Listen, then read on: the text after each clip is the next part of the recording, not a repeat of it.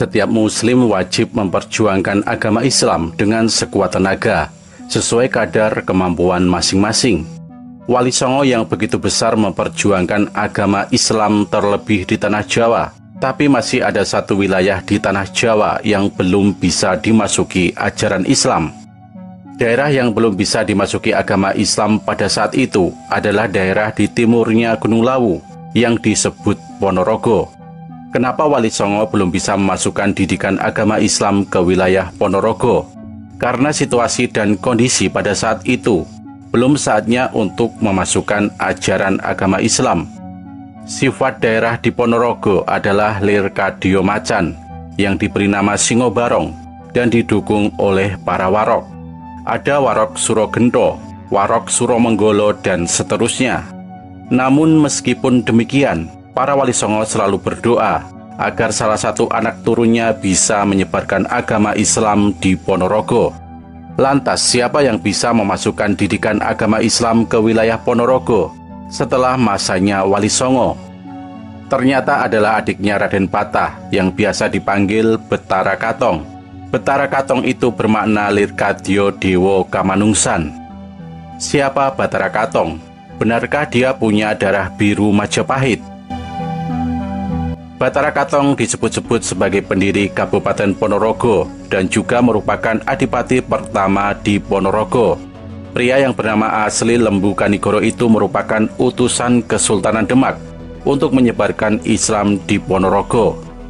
Dia adalah salah seorang putra Prabu Brawijaya kelima atau Bri Kertabumi dari selirnya, yaitu Putri Campa yang beragama Islam.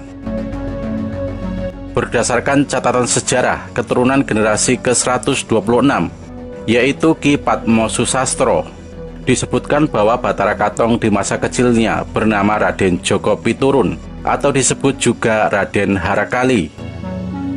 Konon Betara Katong lahir pada masa kejayaan Kerajaan Majapahit yang mulai redup akibat serangan Kesultanan Demak yang didirikan oleh kakak tertuanya yaitu Raden Patah. Raden Patah adalah putra Prabu Brawijaya dari permaisuri resminya yaitu Dyah Wiyat.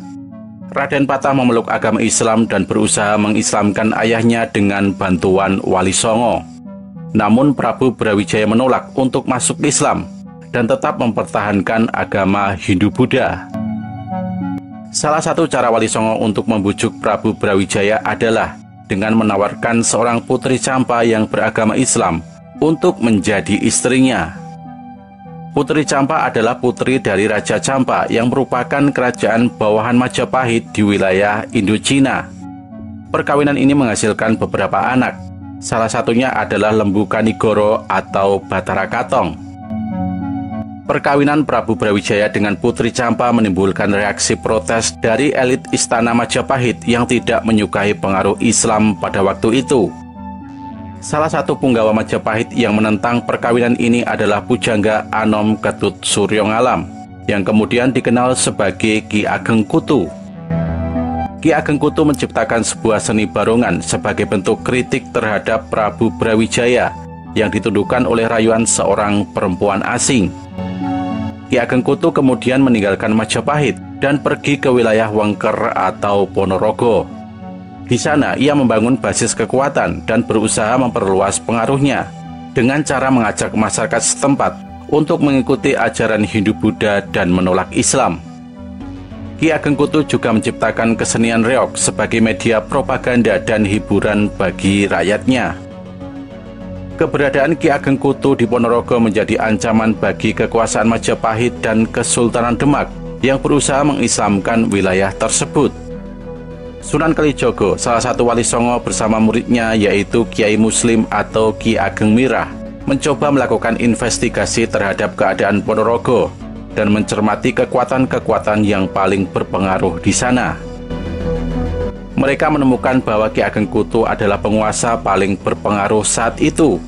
Demi kepentingan ekspansi kekuasaan dan islamisasi, penguasa Demak mengirimkan seorang putra terbaiknya, yaitu Betara Katong, dengan salah seorang santrinya bernama Selo Aji, dan diikuti oleh 40 orang santri senior yang lain. Misi mereka adalah untuk menyebarkan Islam di Ponorogo dan mengalahkan Ki Ageng Kutu. Sesampainya di Ponorogo alias Wengker, Bathara Katong bermukim di Dusun Pelampitan, Kelurahan Setono, Kecamatan Jenangan. Ketika itu, masyarakat Ponorogo masih menganut Hindu-Buddha, animisme, dan dinamisme. Singkat cerita, terjadi pertempuran antara Bathara Katong dan Ki Ageng Kutu. Keduanya sama-sama kuat, hingga kemudian Bathara Katong kebingungan bagaimana cara mengalahkan lawannya tersebut. Bathara Katong kemudian mendekati putri Ki Ageng Kutu, yakni Niken Gandini, dan menjadikannya sebagai istri. Melalui Niken Gandini, Bathara Katong mengambil pusaka pamungkas Ki Ageng Kutu. Pertempuran kedua terjadi, dan Ki Ageng Kutu menghilang di sebuah tempat yang dikenal sebagai Gunung Bacin. Untuk mengambil hati masyarakat setempat, Bathara Katong kemudian mengatakan bahwa Ki Ageng Kutu moksa dan akan terlahir kembali. Selain itu, dia juga mengaku sebagai Bathara, manusia titisan dewa. Ini dia lakukan lagi-lagi untuk mengambil hati masyarakat Ponorogo. Kisah yang lain tentang Bathara Katong. Setelah Bathara Katong masuk wilayah Ponorogo dan mengajarkan didikan agama Islam, Singo Barong pun tunduk. Para warok sowan ke Bathara Katong dan bertanya ke Bathara Katong, "Eyang, bagaimana Eyang bisa menaklukkan Danyang yang memiliki sifat lirkadio macan Singo Barong?" Dan Bathara Katong menjawab pertanyaan itu dengan sanepan atau peribahasa yang diperagakan. Bathara Katong membuat sanepo sangat hebat sehingga bisa menjadi sebuah kesenian yang bernama reog. Kesenian reog itu sebenarnya adalah sanepo. Reog itu berasal dari bahasa Arab, yaitu ro'yul haq, yang bermakna firasat yang benar, sesuai dengan sabda Nabi Muhammad SAW. "Hati-hatilah kalian dari firasat orang mukmin, karena mereka memandang kalian dengan nur cahaya Allah." Bagaimana Bathara Katong membuat firasat tersebut? Yaitu menggambar kepala macan yang menandakan singa barong dan diduduki oleh gagak merak, di mana gagak meraknya membawa atau mentotol tasbih. Apa maknanya Singo Barong diduduki gagak merak? Gagak dimaknai, gagak-nak, aku iki lek bengi ora tau turu, merak iku merem wae ora, tiap malam tidak tidur, tapi memutar tasbih. Itulah makna gagak merak memegang atau mentotol tasbih. Warok bertanya lagi ke Bathara Katong.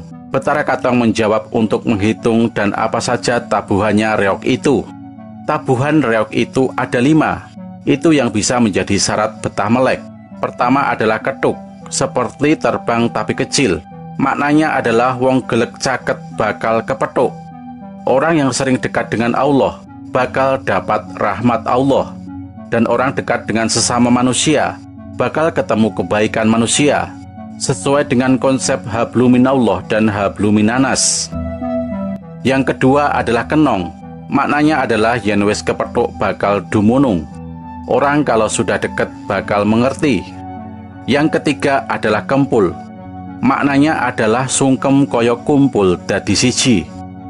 Kumpul dengan Allah melalui ibadah dan ngawula Gusti. Sementara dengan manusia bisa direpresentasikan seperti satu nusa, satu bangsa, dan satu bahasa. Yang keempat adalah kendang. Maknanya adalah barang yen wis seken yo ndang lakonono. Kalau sudah ada kesempatan melakukan sesuatu, segera laksanakan. Dan yang kelima adalah gongso. Maknanya adalah ndang-ndang ngagungno sing kuwasa, segera mengagungkan yang kuasa. Dan di sela-sela kesenian reog itu ada suling. Maknanya adalah cara iling Gusti Allah kudu dipeksa atau paksa. Artinya kalau ibadah, kita harus melawan hawa nafsu agar tidak membuat kita malas beribadah.